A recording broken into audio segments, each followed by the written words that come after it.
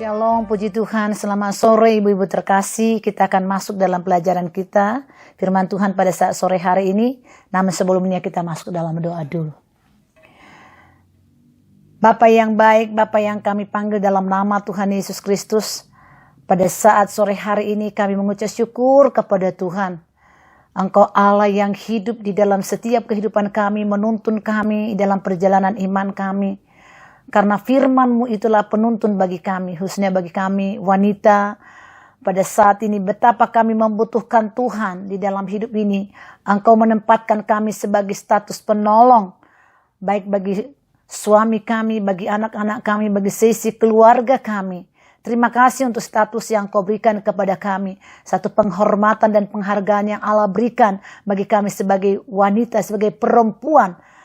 Kami bersyukur kepada Tuhan dan ajar kami berterima kasih untuk apa yang Tuhan buat di dalam kehidupan kami. Hari ini kami akan masuk dalam pelajaran di mana Tuhan menempatkan kami sebagai orang yang memiliki roh penundukan diri dan ketaatan kepada Tuhan. Sehingga kami juga boleh taat kepada suami kami. Kami akan masuk dalam pelajaran firman-Mu dalam nama Yesus. Engkau Tuhan mempersiapkan setiap hati kami untuk mau ditegur, mau diperbaiki, mau dibetulkan oleh Engkau. Karena kami mau seperti Kristus. Dalam nama Yesus kami akan masuk dalam mendengarkan firman-Mu. Haleluya. Amin. Puji Tuhan saudara-saudaraku, kalau minggu yang lalu kita sudah masuk dalam sesi yang kedua. Hari ini mengenai bagaimana kita sadar diri kita, status kita sebagai perempuan yang Tuhan sudah tetapkan. Sehingga kita berjalan, bergerak dengan apa yang Tuhan mau di dalam kehidupan kita. Hari ini kita akan masuk di dalam pelajaran yang ketiga.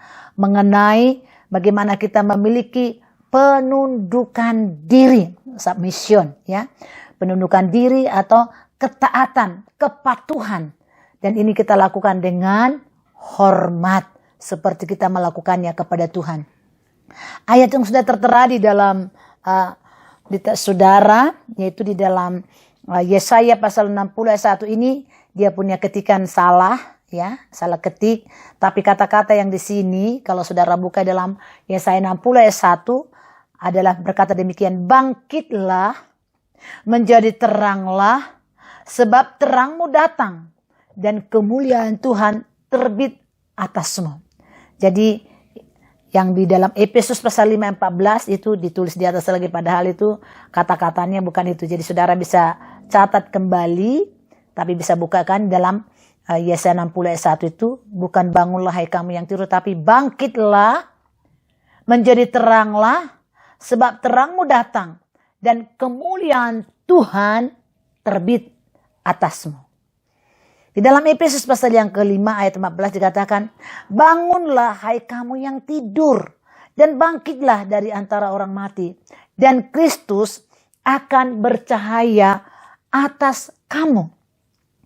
Ibu-ibu yang terkasih, kalau kita lihat di dalam ayat ini ada satu ajakan, ya, bangkitlah. Ini satu ajakan, sesudah kita bangkit menjadi teranglah. Dan sebab terangmu datang, dan kemuliaan Tuhan terbit atasmu. Perhatikan satu ajakan, bangkitlah. Allah sudah menyediakan terang. Terang itu sudah datang, tapi Tuhan katakan bangkitlah, menjadi teranglah. Contoh soal makanlah. Kalau disiapkan makanan sama kita makan, kita harus bertindak mengambil makanan itu, memasukkan ke dalam mulut kita. Bukan saja masuk dan diam dalam mulut, tapi mengunyah. Maka firman Tuhan kata, bangkitlah menjadi teranglah, sebab terangmu datang. Karena terang itu sudah datang, kita bangkit, dan kita mengeluarkan cahaya menjadi kita terang. Karena terang itu sudah ada, dan dikatakan di sini, maka kemuliaan Tuhan akan terbit di atas kehidupan kita. Nah, di dalam ayat yang kedua yang di bawah ini, Efesus 5 ayat 14, dikatakan, bangunlah hai kamu yang tidur. Bangkitlah dari antara orang mati, dan Kristus akan bercahaya atasmu. Jadi ini satu tindakan kita bangun. Saudara, kalau di pastori yang bangunkan orang itu bel. Itu bel itu suaranya begitu kencang menyakitkan telinga. Tapi pernah saya tanya anak-anak, kamu dengar enggak itu bel? Ada yang bilang, aduh saya tidak dengar. Itu padahal itu di depan kamar. Tapi ada yang bilang dengar tapi malas bangun. Tapi akhirnya seringkali Tante Resmi, Kak Fani, Astika ketok kamar, ya bangun, bangun. Saat mendengar suatu bangun. Jadi ada tindakan untuk bangun. Sesudah bangun bangkit. Bukan bangun tidur-tiduran, tetapi bangkit. Sesudah kita bangkit, maka Tuhan katakan, bangkit dari mana? Dari antara orang mati. Dan Kristus, sesudah kita bangkit, Kristus akan bercahaya atas kita. Nah, kalau kehidupan ini sudah ada pada kita, tidak susah kita memiliki roh penundukan diri.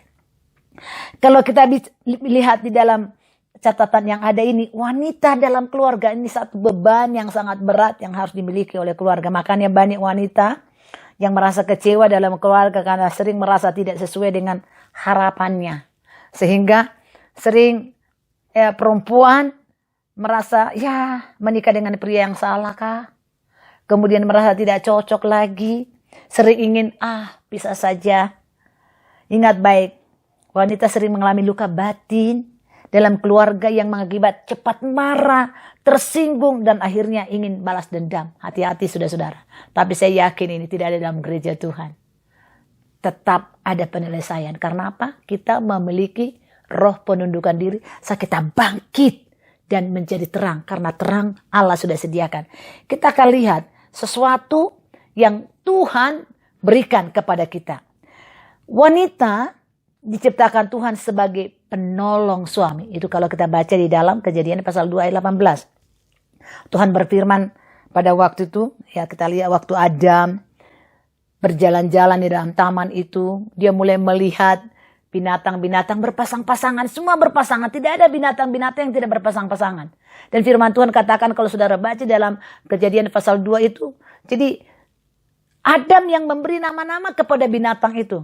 Sampai hari itu nama itu sudah yang Adam memberikan nama-nama itu sesuai dengan bentuknya binatang itu. Adam memberi, itu Tuhan kasih hikmat sama dia. Tapi dia bingung, semua berpasangan.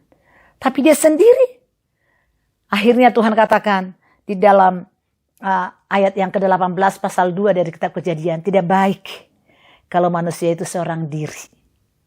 Tidak baik bagi manusia kalau seorang diri saja, kata firman Tuhan. Ini Tuhan kata, aku akan menjadikan penolong baginya yang sepadan dengan dia. Perhatikan ini, penolong untuk siapa? Bagi Adam. Dan penolong itu bukan laki-laki, perempuan. Penolong baginya. Di dalam Alkitab hanya ada 2 kata penolong, 2 oknum penolong. Yaitu kalau kita baca di dalam kitab Yohanes, Yesus katakan, kalau kau mengasihi aku, maka kamu akan melakukan firman. Aku akan mengirimkan seorang, garis bawahi kata seorang penolong bagi kamu. Yaitu Roh Kudus. Jadi perhatikan, penolong di dalam Alkitab hanya 2 oknum. Yang satu adalah perempuan, yang satu adalah Roh Kudus. Saya mau tanya kepada ibu-ibu, mana lebih kuat, yang ditolong atau penolong? Perhatikan saudara. Saudara boleh jawab, mana lebih kuat? Yang ditolong atau penolong?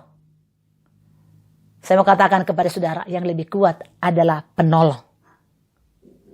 Nah, makanya seorang perempuan Tuhan tempatkan, wanita itu adalah wanita yang kuat. Bukan dengan tenaganya yang kuat, tapi wanita itu adalah seorang yang ulat, kekuatan yang tidak bisa diandalkan dengan kekuatan fisik, bukan, tapi kekuatan iman, kekuatan doa, kekuatan kesabaran, kekuatan ketekunan itu ada di dalam wanita. Sehingga kita lihat di sini penolong. Jadi Tuhan tempatkan perempuan sebagai penolong. Tapi ingat, dia tidak sendiri. Tuhan berikan yang lebih kuat lagi, itu Roh Kudus untuk menolong kita melakukan sebagai tugas yang Tuhan sudah berikan kepada kita, itu penolong. Jadi saudara, saat engkau berdiri sebagai penolong, jangan andalkan kekuatanmu dan minta kekuatan penolong yang lain, seorang penolong yang lain, kata firman Tuhan, yaitu Roh Kudus untuk menolong kita. Kita masuk dalam lembaran yang berikutnya, kita lihat. Ya, ingat baik, statusmu adalah penolong. Kita lihat di sini perbedaan antara peran dan identitas wanita harus mengerti perbedaan antara identitas dan peran. Nah, perhatikan ini. Kita baca sama-sama, identitas wanita adalah ciptaan Tuhan yang istimewa. Bukan istimewa ya, buang N itu. Yang diciptakan sama derajatnya dengan pria. Perhatikan saudara, engkau bukan lebih rendah dari pria. Oleh sebab itu wanita tidak diambil dari kepala pria. Di sini bukan priest, tapi pria. Maupun kaki pria. Tetapi dari tulang rusuk pria. Pria dan wanita memiliki nilai yang sama di mata Tuhan. Jadi jangan pernah menganggap bahwa engkau, aduh saya manusia rendah, saya manusia lemah. Tidak, engkau ada ciptaan Tuhan yang istimewa. Dan nilai yang sama di mata Tuhan dengan seorang pria. Tunduk kepada suami adalah wanita yang perannya adalah istri. Perhatikan identitas dengan perannya. Tunduk kepada suami adalah wanita yang perannya adalah istri. Firman mengatakan para istri harus tunduk kepada suami. Itu mutlak. Tidak bisa diganggu gugat, saudara-saudara. Itu mutlak. Tidak bisa kita bantah. Tetapi suami juga diharuskan untuk mengasihi istri seperti Kristus mengasihi gerejanya. Oleh sebab itu, wanita harus tunduk kepada suami yang mengasihi istrinya. Itu firman Tuhan katakan. Jadi, kalau kita perhatikan kata tunduk di sini, jangan pernah mengatur suamimu atau memaksa suamimu mengikuti kemauanmu. Dengar baik ini. Kata tunduk berarti di sini bukan berarti pria lebih tinggi, wanita lebih tinggi. Sepadan. Ini kata firman, sepadan. Jadi kalau ada hal-hal sesuatu yang harus dibicarakan, itu namanya sharing. Minta pendapat dan keputusan itu tetap ada bersama dengan suami. Jangan melawan. Nah, kalau kita lihat di sini Tuhan menciptakan wanita untuk menjadi terang dan garam di dalam keluarga. Kita akan lihat ini nanti saudara-saudara. Ibu yang kekasih lihat hal ini sangat penting. Ini sedikit saya agak lama karena ada banyak tambahan-tambahan yang saya harus sampaikan di dalam pokok ini. Sebagai penolong, kita harus lihat ini ya. Sebagai penolong Tuhan menciptakan wanita untuk menjadi pertama. Di sini dikatakan, tuliskan pembantu yang mengangkat suami yang kurang mampu.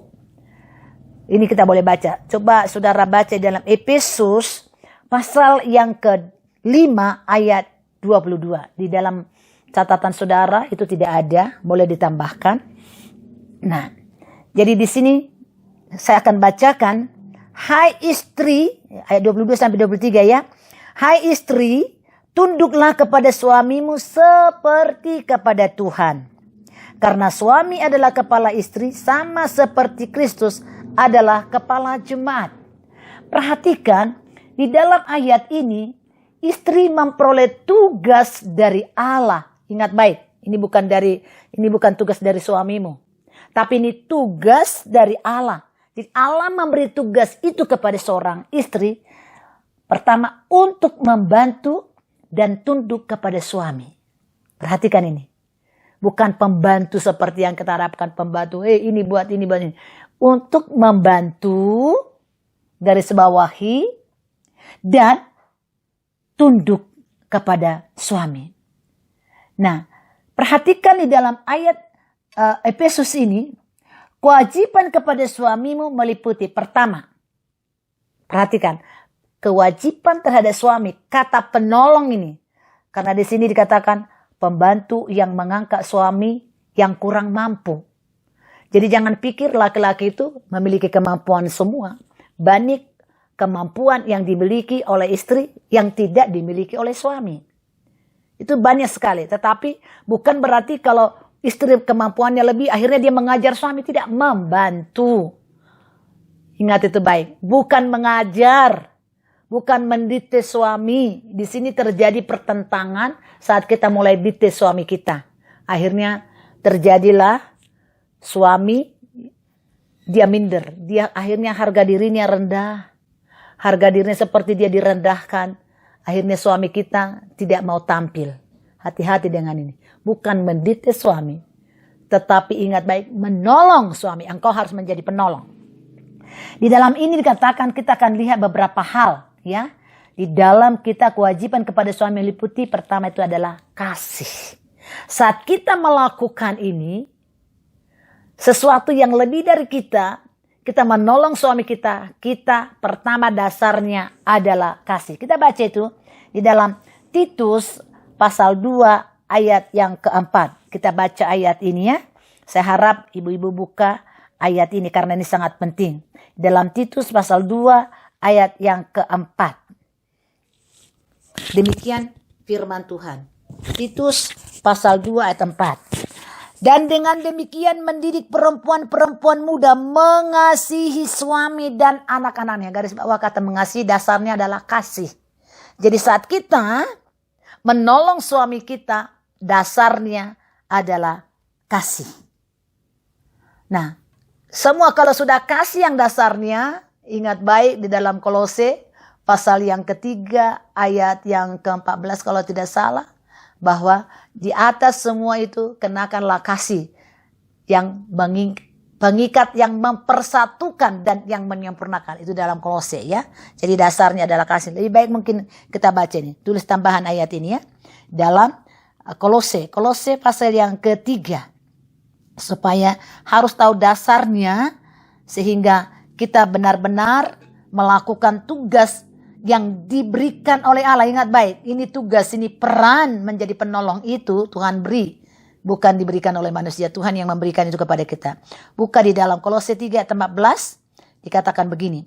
Dan di atas semuanya itu, kenakanlah kasih sebagai pengikat yang mempersatukan dan yang menyempurnakan.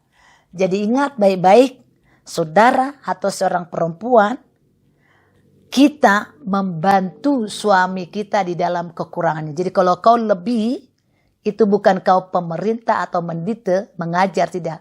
Membantu. Tapi itu semua dengan kasih. Yang ke bagian B daripada Efesus pasal 5 ini, kita lihat di sini dengan hormat. Ya, hormat. Ini sangat penting. Kalau saudara baca dalam Efesus tadi, ayat yang ke-33, ya kita kembali karena di dalam kata penolong ini saya akan bawa di dalam banyak hal. Efesus, Kolose itu nanti akan kita lihat. Buka dalam Kolose pasal yang Efesus tadi ya. Efesus pasal yang ketiga. Coba lihat di situ. Efesus pasal yang ketiga ayat yang ke-33. Efesus pasal 5, Efesus pasal yang ke-5, ayat yang ke-33. Dikatakan demikian firman Tuhan, supaya perhatikan cara hormat itu. Jangan sampai kita salah langkah. Dikatakan di sini, bagaimanapun juga bagi kamu masing-masing berlaku. Kalau di sini berbicara mengenai suami istri ya. Kasihilah istrimu seperti dirimu sendiri, dan istri hendaklah menghormati suaminya. Jadi ingat kata hormat. Jika engkau melakukan penundukan diri kepada suamimu, engkau menjadi penolongnya. Tema kita adalah soal penundukan diri. Tunduk kepada suami. Itu kita lakukan pertama dengan kasih, dengan hormat. Jadi bagaimanapun kamu masing-masing dan istri hendaklah menghormati suaminya. Walaupun kita lebih tahu di dalam satu bidang, tetapi jangan kita anggap suami kita itu rendah, tapi kita harus menghormati suami kita. Satu ayat lagi dalam rasa hormat itu 1 Petrus 3 ayat 1-2. Kita buka ini ayat. 1 Petrus pasal yang ketiga, kita baca ayat yang kedua. Dikatakan demikian. Jika mereka melihat bagaimana murni dan salehnya hidup istri mereka itu. Jadi ingat saleh. Orang saleh itu adalah hidup dengan rasa menghormati. Ya, jadi ini pegang baik firman Tuhan. Sehingga di saat kita melakukan sesuatu bagi suami kita, maka engkau akan melihat sesuatu yang Tuhan kerjakan di dalam dirimu. Ya, yang bagian C itu berbicara saat kita memiliki penundukan diri kepada suami kita. Pertama tadi kasih, menghormati Dia, dan ketiga adalah hidup di dalam kesucian hati. Coba buka itu di dalam Titus pasal 2 ayat yang ketiga. Ini ada saya tambah ayat ini di dalam catatan saudara. Boleh dicatat tambahannya. Di dalam Titus pasal 2 ayat yang ketiga. Dikatakan oleh firman Tuhan begini. Demikian juga perempuan-perempuan yang Tuhan hendaklah mereka hidup sebagai orang-orang yang beribadah. Jangan berfitnah, jangan menjadi hamba anggur, tetapi cakap mengajarkan hal-hal yang baik. Jadi perhatikan di sini, dia ada hidup, jangan ucapan kita menjadi ucapan yang menyakitkan, tapi hidup kudus. Satu ayat lebih jelas lagi di dalam 1 Petrus pasal 3 lagi, ayat yang kedua. Kembali kita ke 1 Petrus pasal 3 dalam 1 Petrus pasal 3 ayat yang kedua. Dikatakan demikian. Jika mereka perhiasanmu janganlah secara lahir, yaitu dengan mengepang-ngepang rambut, memakai perhiasan emas, atau dengan mengenakan pakaian yang indah-indah. Tetapi perhiasanmu yang tepat ialah manusia batinia yang tersembunyi dengan perhiasan yang tidak binasa, yang berasal dari roh yang lemah lembut dan tenteram, yang sangat berharga di mata Tuhan. Ingat, roh kita yang didiami oleh Roh Kudus, maka kita harus menampakkan kekudusan kepada suami kita. Kalau ada roh Allah dalam hidupmu, engkau berjalan dalam kesucian, saya yakin suamimu yang tadinya tidak mengenal kebenaran, dia akan diubah oleh Tuhan. Terus di dalam sesudah kesucian kita lihat sikap tunduk dan tenang. Biasanya kita kan perempuan terlalu banyak bla bla bla. Kita mulai kalau suami kita tidak mendengar apa yang kita ucapkan, kita punya bicara itu sampai dari A sampai Z. Ulang lagi A sampai Z lagi. Selesai lagi A sampai Z. Hati-hati. Harus belajar tenang. Menjadi hafalan kita wanita apa saudara? 1 Petrus pasal 4 ayat 7 apa dikatakan di sana? Akhir dari segala sesuatu sudah dekat. Karena itu kuasailah dirimu. Jadilah tenang. Ingat, ketenangan itu sangat penting. Spontan, jadi kita harus sabar. Jadi saat mendengar perkataan, sabar dulu. Mungkin itu enggak cocok, tenang aja dulu. Sampai sudah tenang, baru kita berbicara. Sebab itu kuasai dari dirimu, jadilah tenang, supaya kamu dapat berdoa. Nah itu kita firman Tuhan. Tapi ada satu ayat lagi dalam 1 Petrus pasal 3 tempat ini. Dikatakan ya, di sini ayat tempat, tetapi perhiasanmu ialah manusia batinnya yang tersembunyi dengan perhiasan yang tidak binasa, yang berasal dari roh yang lemah lembut dan tentram. Kalau sudah tentram rasanya tenang tuh, adem ayem kata orang Jawa. Jadi harus ada ketenangan, sikap penundukan diri dan tenang. Ingat baik itu. Itu yang ada kelemah lembutan, ada penguasaan diri di sana, sehingga ada ketentraman di sana. Itu yang menjadi tugas kita ini. Ya kalau firman Allah tidak ada dalam hidup kita, mana tahan. Akhirnya sakit hati yang timbul. Dengar saudara, taat kepada firman Tuhan tidak pernah rugi. Engkau akan lihat buahnya, hasilnya nanti. Terus yang lagi terus di situ, menjadi seorang ibu. Nah, ada banyak ibu-ibu yang tidak menjadi seorang ibu. Kita baca dalam Titus. Saya ada tulis ini Titus 2 ayat 4. Kembali ini ayat-ayat ini akan berulang-ulang datang kepada kita. Titus, Efesus, Kolose akan masuk saat ini mengenai keluarga. Titus 2 ayat 4 dikatakan, dan dengan demikian mendidik perempuan-perempuan muda mengasihi suami dan anak-anaknya. Ingat baik, mengasihi suami dan anak-anaknya. Jadi harus menjadi seorang ibu di mana anak kita meneladani kehidupan kita. Saya heran saudara-saudara, kalau seorang ibu mulai katakan kepada anaknya kata binatang, contoh soal. Ya, kenapa orang tidak suka ayam kau, bebek kau tidak tuh? Atau bilang, an. Saudara-saudara, saya heran. Kalau anaknya bebek, ya mamanya bebek lah. Kalau anaknya ayam, ya mamanya ayam lah. Jadi jangan pernah ucapkan kata binatang apapun itu menghina Allah.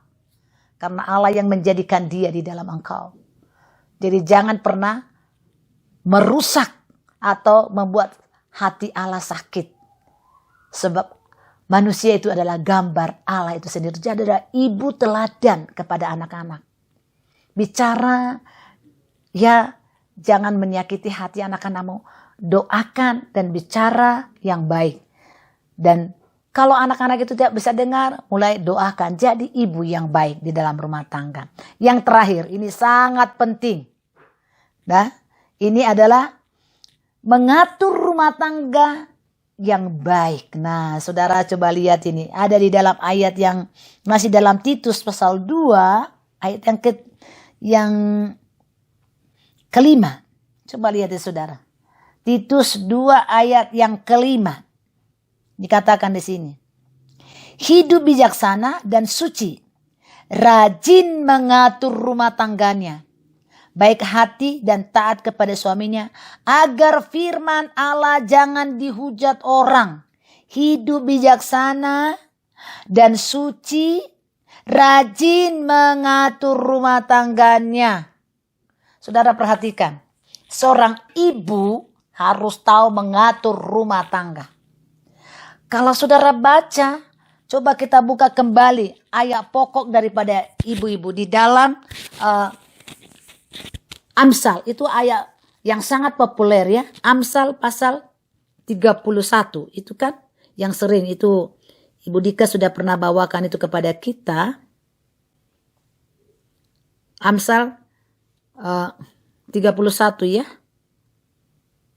Kita lihat di dalam Amsal pasal 31. Mulai ayat yang ke-10 itu. Coba kalau saudara lihat bagaimana status kita sebagai seorang ibu rumah tangga. Kalau di dalam mulai ayat 10 dikatakan kalau saudara baca sampai ayat yang ke-31 ini khusus bagi istri. Dan seringkali kita sudah pelajari ini di dalam Amsal 31 ini. Pertama saya bacakan, istri yang cakap siapakah akan mendapatkannya? Ia lebih berharga daripada permata. Hati suaminya percaya kepadanya. Wow. Suami tidak akan kekurangan keuntungan. Ia berbuat baik bagi suaminya. Tidak berbuat jahat sepanjang umurnya. Perhatikan. Ia mencari bulu domba dan rami. Dan senang bekerja dengan tangannya. Saya lompat ke yang kelima. Ia bangun kalau masih malam. Lalu menyediakan makanan untuk seisi rumahnya. Dan membagi-bagikan tugas kepada pelayan-pelayannya perempuan. Perhatikan. Seorang istri harus tahu mengatur rumah tangganya. Aduh. Saya tidak tahu. Saya masuk dalam satu keluarga. Ya itu masih keluarga kami. Waktu saya masuk dalam rumah itu Tuhan Yesus Sampuradul. Saya mulai lihat. Mana dapur. Mana ruang tamu. Bisa piring. Saya nggak tahu mungkin 1 minggu nggak dicuci kali piringnya itu. Hati-hati ibu-ibu. Belajar bangun pagi-pagi memasak. Jangan suka membeli makanan masak bagi suamimu. Atau mengharapkan orang lain. Jangan piring kotor ada di ruang tamu.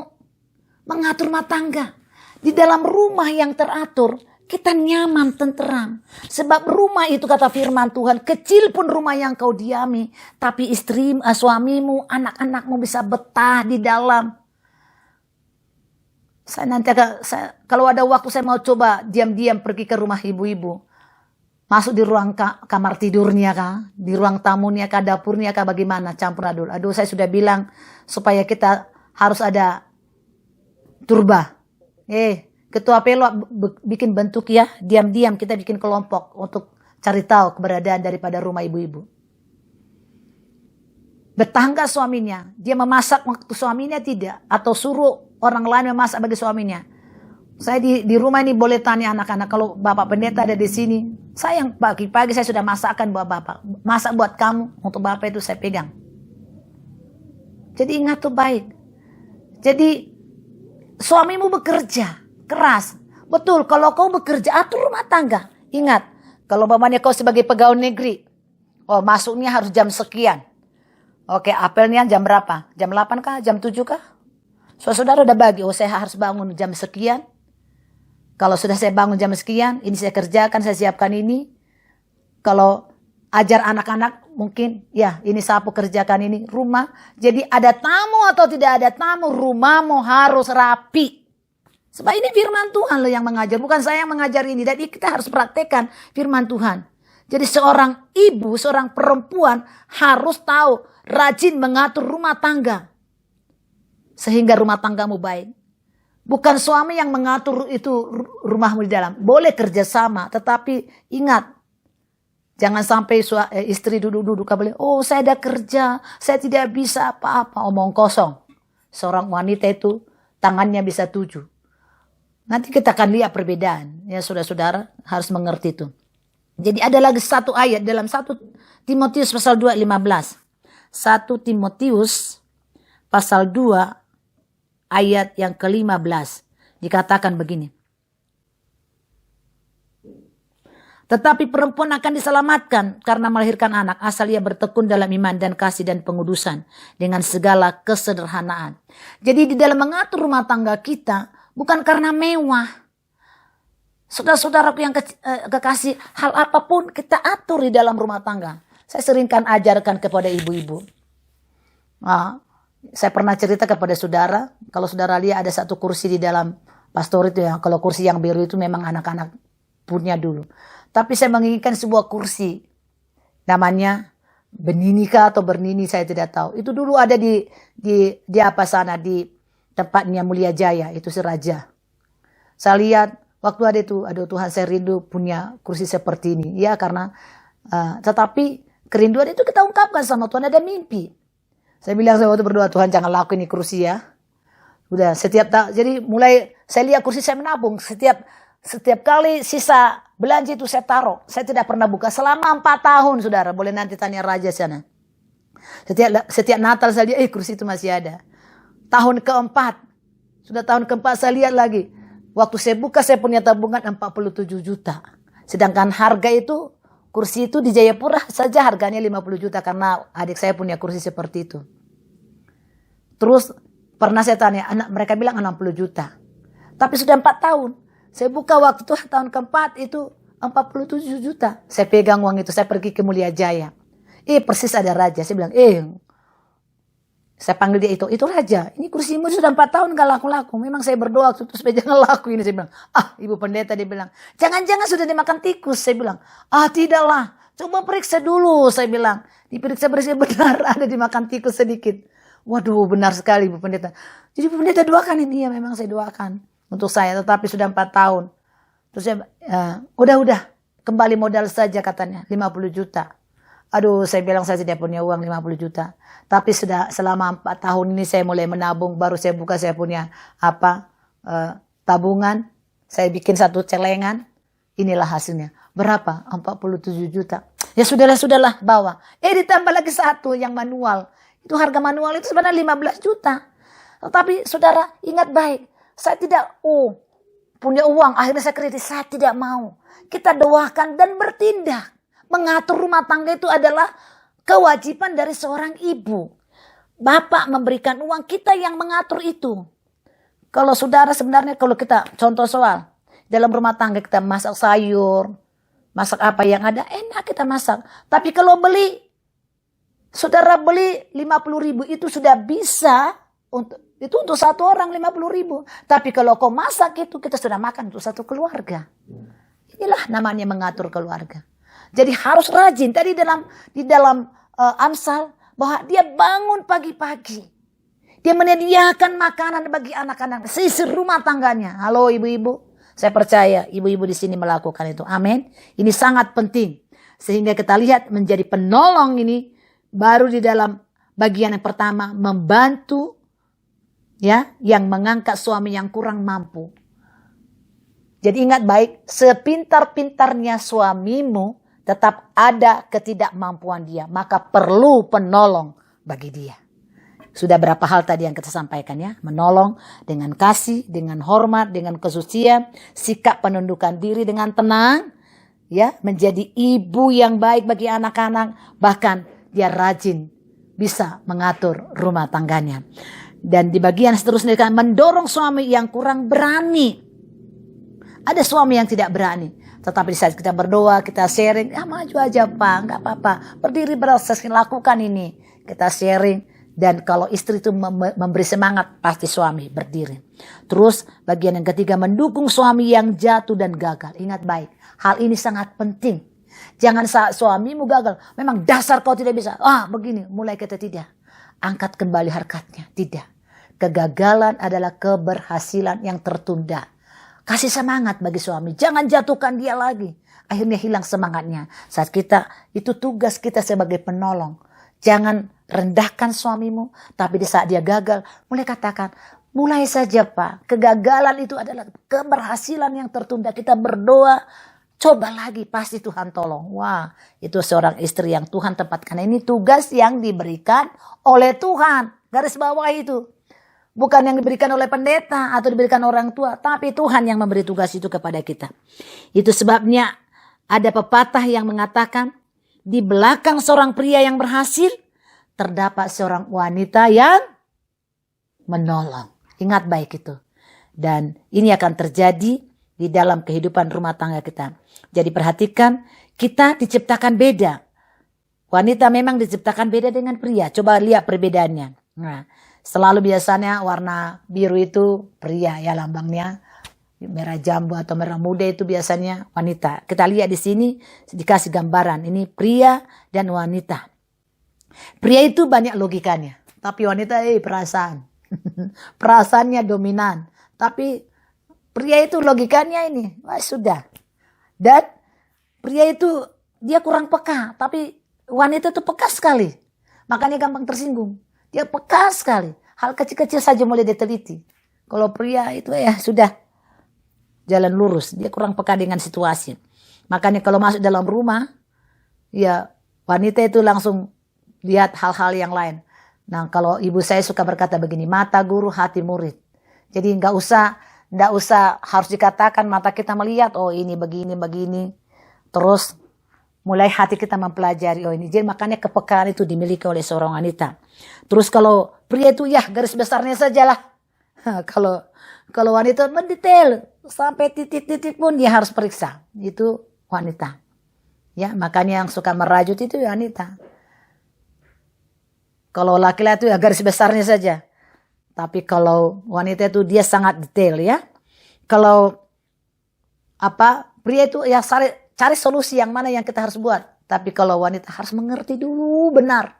Sampai mengerti baru cari solusi. Kalau pria itu ambil solusi mana yang kita harus kerjakan. Itulah pria. Jadi artinya saya sampaikan ini belajar memahami karakter suamimu. Sehingga kita lihat ada juga sih pria yang teliti. Ada yang ini tetapi artinya itu secara umum yang kita sampaikan tadi. Jadi pria itu sangat percaya diri. Tetapi banyak kali kita wanita ini sangat tidak percaya diri. Termasuk saya dulu itu manusia paling minder sudah. Tetapi kita sebagai suami istri saling mendukung.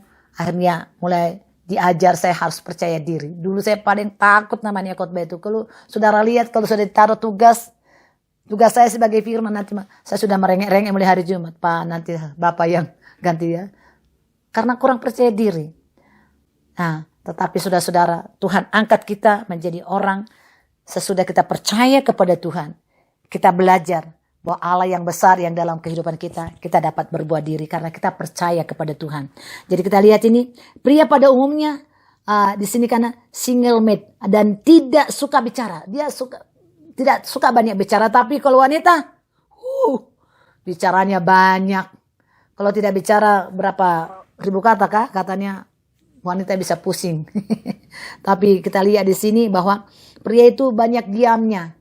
Tetapi kalau wanita banyak bicara. Makanya dalam rumah tangga yang paling banyak suara itu adalah wanita.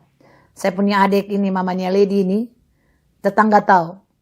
Kalau dia pergi tidak ada suara. Pasti dibilang, Paul mamamu tidak ada ya. Kok gak ada suara katanya. Karena suara pokoknya setiap hari itu ada teriak sana teriak sini. Bicara sana bicara sini. Jadi ketahuan mamanya. Kalau di Jakarta mamanya Lady dipanggil mamanya Paul. Oh Paul gak ada mamamu ya. Kenapa? Coba dengar suara bapaknya tidak ada. Cuma suara mesin jahit. Karena memang Wanita itu banyak bicara. Makanya dikatakan oleh sebab itu wanita harus belajar lebih banyak mendengar. Haleluya. Lihat ini. Kalau kita belajar banyak mendengar. Mendengar suara siapa? Mendengar suara yang baik. Jangan mendengar suara kata-kata ini. Kalau bisa kita mendengar hal-hal yang tidak baik itu langsung meledak itu. Tapi kita belajar. Di mana kita banyak belajar mendengar? Saat engkau duduk di kaki Tuhan. Saat engkau baca firman Tuhan. Kau banyak mendengar. Dengar baik-baik. Jangan banyak bicara. Berdiam itu katanya mas. Ya. Jadi wanita bisa membawa dampak yang luar biasa. Di dalam catatan ini, ya yang membawa pelajaran ini ada bukan seorang gembala, saudara-saudara, tetapi seorang ibu yang memang sukses. Makanya dikatakan di sini diberikan contoh-contoh, yaitu Raden Ajeng Kartini lah, yang hidup dalam keluarga yang masih sangat tradisional, mampu membawa derajat wanita Indonesia. Ada lagi mama-mama atau dari anak-anak yang kebutuhan khusus, yang mampu mengangkat anaknya, yang memiliki kebutuhan khusus menjadi berhasil dalam hidup mereka. Itu banyak kita lihat ya.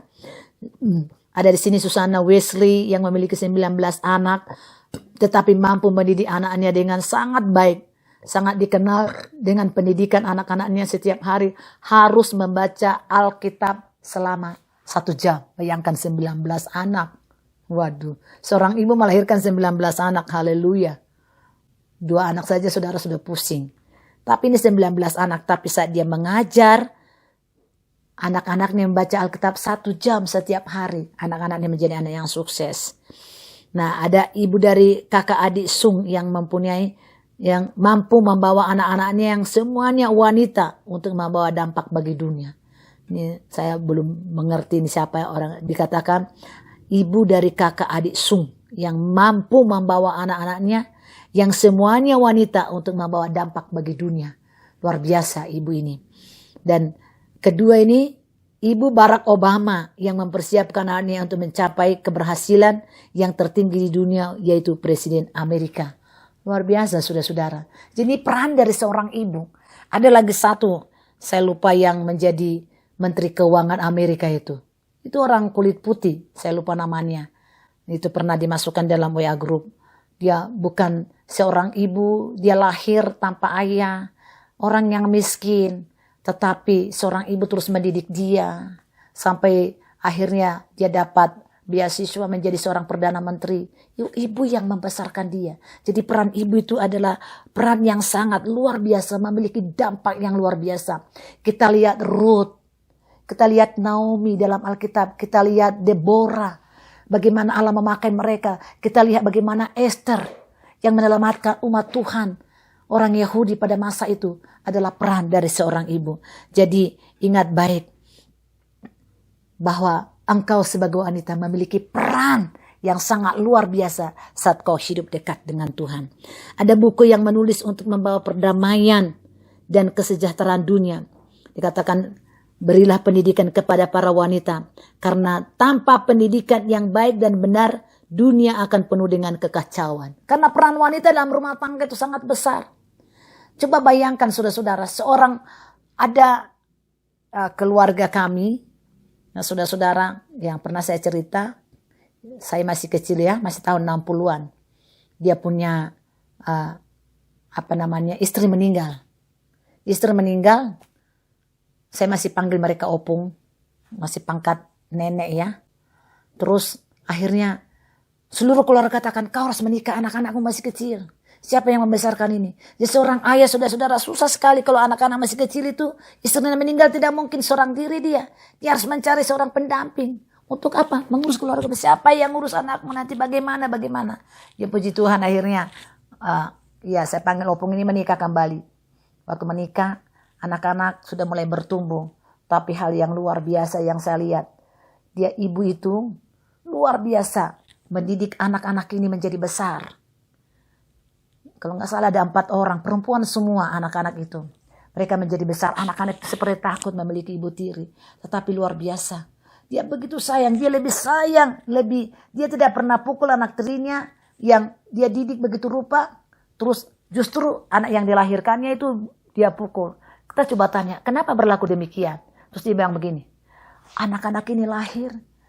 Anak saya ini saya mengandung dia selama 9 bulan. Saya lahirkan. Sakit rasanya. Ini anak Tuhan berikan kepada saya dengan cuma-cuma. Hanya tinggal membesarkan mereka. Sekarang saya pakai tenaga mereka. Bagaimana mungkin saya tidak mengasihi mereka? Wah, luar biasa saudara-saudara. Sangat luar biasa. Itu peran seorang ibu. Hati yang memiliki hati Kristus. Karena dia tahu tugas yang Allah berikan kepada dia sebagai penolong. Jadi ingat baik, untuk seorang wanita harus berani beda dengan dunia. Harus berani berubah dan tidak sama dengan dunia ini. Tetapi berani berubah menjadi wanita-wanita yang mampu membedakan kehendak Tuhan. Ini yang saya katakan, memiliki kepekaan mendengarkan suara Tuhan. Jangan banyak bicara, tapi banyak mendengar. Maka firman Tuhan katakan dalam Roma pasal 12 itu ya, ayat 2, jangan menjadi serupa.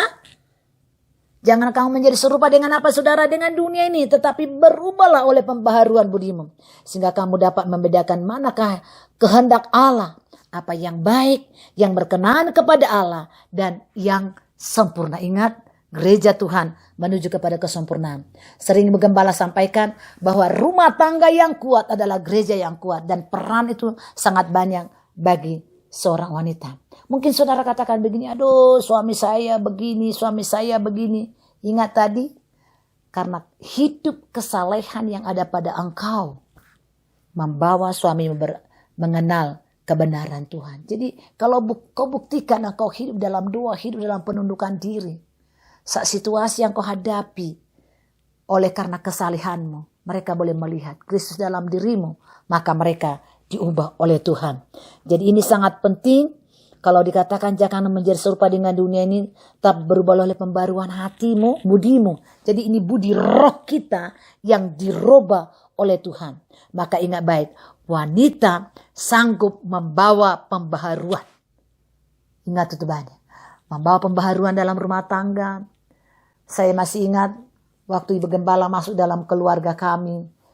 Ya, keluarga Rum. Oh Tuhan, saya boleh melihat hal-hal yang tidak pernah saya pikirkan. Saya kaget ya, karena saya tidak tahu keluarga. Mereka hidup tidak, ya orang Kristen, tetapi dalam ketidakpengenalan akan Tuhan. Tetapi saudara-saudara, kalau hari Minggu yang lalu kami kebaktian di Pak Mauri ya, Metu Mauri, ke mana itu, ke Angkasa sana. Saya ada sekitar 5 keluarga ya, keluarga kami sekarang di sana beribadah, dan mereka sudah menerima baptisan air. Mereka sudah diselamatkan, wajah mereka berubah. Saya kaget waktu kita jumpa. Salah lihatkah saya? Mereka katakan tidak ada yang lebih indah dari Tuhan. Saudara-saudara, kami lihat satu-satu mereka mulai diselamatkan. Ingat baik, oleh seorang wanita, lihat Ruth, bagaimana terjadi perubahan dari keturunan Ruth. Ingat waktu dia taat, dia menikah dengan Boaz. Ingat, akhirnya dari Boaz keturunan sampai kepada Isai dan kepada Tuhan Yesus. Lihat bagaimana Esther, di saat dia tunduk kepada suaminya, ingat baik, tunduk kepada Allah, ada perubahan yang Tuhan buat. Lihat Deborah, saat tunduk kepada Allah, Tuhan membawa satu perubahan bagi bangsa Israel. Saudara-saudara, ibu yang terkasih, miliki penundukan diri kepada Allah, kepada suamimu. Tadi sudah saya jelaskan hampir 7 hal, dengan kasih, dengan rasa hormat, dengan kekudusan. Belajar engkau bertanggung jawab dalam penundukan diri itu bukan dengan roh yang lemah lembut, dengan yang ketenangan. Jangan dengan cakadidi, dengan hal-hal yang membuat suamimu menjadi, seringkali kalau saya tidak sependapat dengan Bapak Gembala, terus dia bilang, kau mau kuasai saya? Aduh, saya bilang, oh tidak. Tapi seringkali kita coba mempertahankan. Tapi akhirnya mulai kita belajar sharing. Belajar kasih pendapat. Sehingga dia bilang, ini yang benar, ini tidak. Jadi artinya di dalam hal ini, kalau mungkin saudara tidak satu roh dengan suamimu, mulai belajar berdoa di kaki Tuhan. Kehidupanmu akan mengubah suamimu. Sekali lagi, wanita sanggup membawa perubahan di saat engkau memiliki roh penundukan diri, roh ketaatan, dan juga rasa tenang melakukan segala sesuatu dalam urusan rumah tanggamu. Ini sesi yang ketiga ini, bulan depan kita akan masuk dalam sesi keempat sebagai akhir daripada pelajaran kita. Tuhan Yesus memberkati semua pelawak di tempat ini menjadi wanita yang tangguh, wanita yang dapat mengatur rumah tangganya, yang rajin. Ya, jadi jangan duluan suamimu bangun dari kau. Harus kita duluan bangun dan mengatur rumah tangganya dan mengatur semua, menyiapkan makanan bagi seisi rumah tanggamu dan mengatur seisi rumah tangga kita. Tuhan memberkati. Mari kita berdoa. Terima kasih Tuhan buat firman-Mu yang mengajar kami. Kalau kami ditegur oleh Engkau, itu adalah kasih karunia karena Engkau mengasihi kami. Berkatilah seluruh ibu-ibu yang ada, seluruh wanita yang ada di saat kami mendengarkan firman-Mu. Bila kami menjadi wanita penolong bagi suami kami, penolong bagi anak-anak kami, penolong bagi seisi rumah tangga kami. Bahkan juga bagi setiap wanita yang belum menikah. Mereka belajar ini dan kelak mereka dapat melakukan apa yang Tuhan mau di dalam kehidupan mereka. Sehingga kami tidak bertindak salah di hadapan Engkau. Jangan kami sampai salah. Anak-anak kami yang masih gadis jangan sampai salah memilih siapa yang menjadi pasangan hidupnya. Tapi ajar mereka untuk berdoa dan meminta petunjuk daripada Tuhan. Memberikan jodoh yang tepat bagi mereka sesuai dengan apa yang Kau rancangkan. Sehingga di dalam rumah tangga mereka melihat hal-hal yang luar biasa yang Allah kerjakan di dalam kehidupan mereka. Berkatilah seluruh ibu-ibu yang hadir. Kalau ada di antara kami, suami kami ya Tuhan, yang belum sungguh-sungguh menyembah Engkau, memuliakan Engkau, beribadah kepada Engkau. Saat ini kami berdoa, taruh ketangguhan di dalam setiap ibu-ibu ini. Sehingga mereka menunjukkan kasihnya, menunjukkan rasa hormat, kekudusan mereka, ketenangan mereka. Sehingga mereka mengatur rumah tangga mereka melalui kehidupan rohani mereka. Sehingga suami mereka diselamatkan, keluarga mereka diselamatkan, nama Tuhan dipermuliakan. Itulah tujuan-Mu di dalam kehidupan kami. Berkati kami semua Tuhan. Kalau saat ini kami ditegur oleh firman Tuhan, terima kasih Tuhan. Kalau kami sudah melakukan itu, biar kami terus melanjutkannya dengan sukacita. Sehingga rumah tangga kami, anak-anak kami boleh melihat kemuliaan Kristus di dalam kehidupan kami yang ada. Dan anak-anak kami memiliki masa depan yang cerah di dalam Engkau. Terima kasih Bapa yang kudus. Dalam nama Tuhan Yesus Kristus, kami berdoa serta mengucap syukur untuk firman-Mu yang kami dengarkan pada hari ini. Terpujilah nama-Mu. Dalam nama Yesus kami berdoa serta mengucap syukur. Haleluya. Semua orang percaya berkata, amin.